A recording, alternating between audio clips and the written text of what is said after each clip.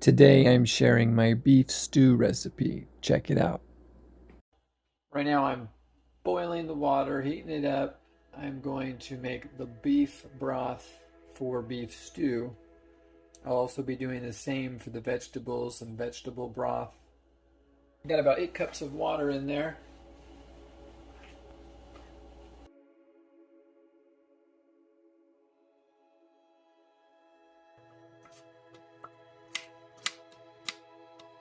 I put the potatoes separate to cook, get out some of the starchy flavor. I want more of a beef vegetable flavor in the stew.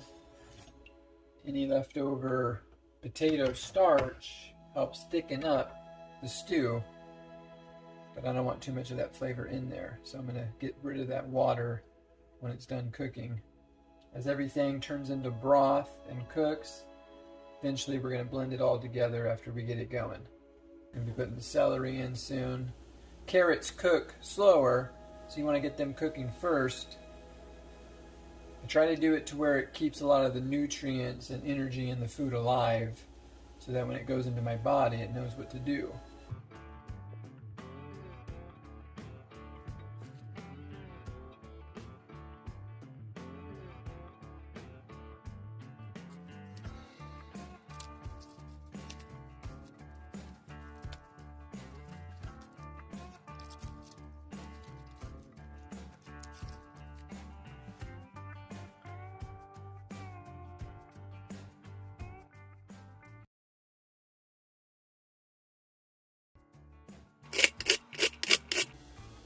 The beef broth is almost done.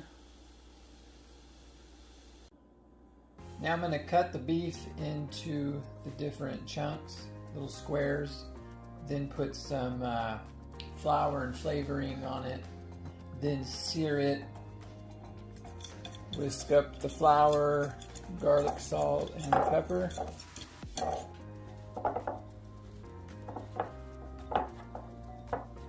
And sear the meat.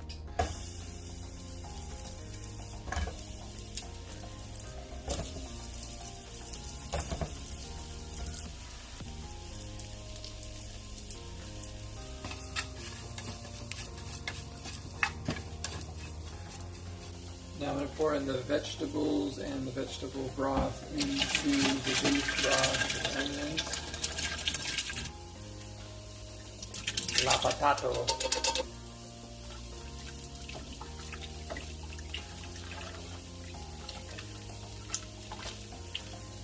Where's the beef?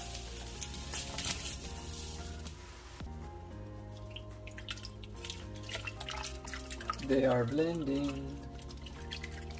I just like that movie. Cooking isn't cooking without fresh garlic. Garden thyme, just for fun.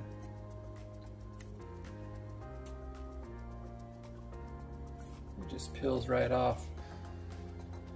You could put it all in there and the heat will melt it off of the stem, but it ain't always a guarantee. Ain't nobody got time to chew on stems.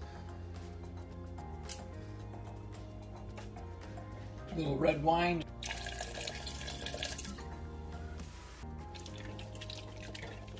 Stir everything in. And add in a little bit of cornstarch. Thickens up the stew.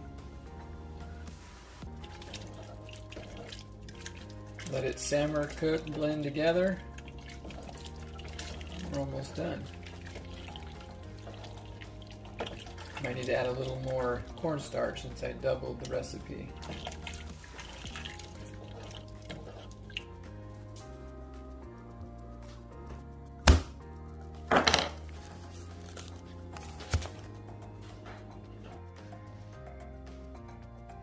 Preheat 350, 15 minutes.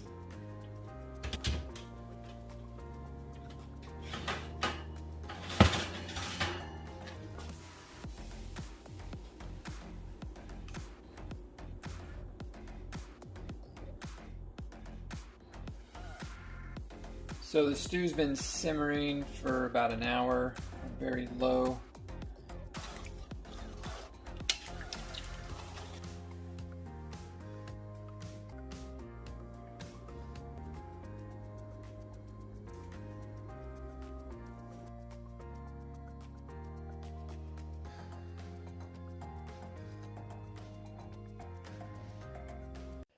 Thanks for watching. Like and subscribe.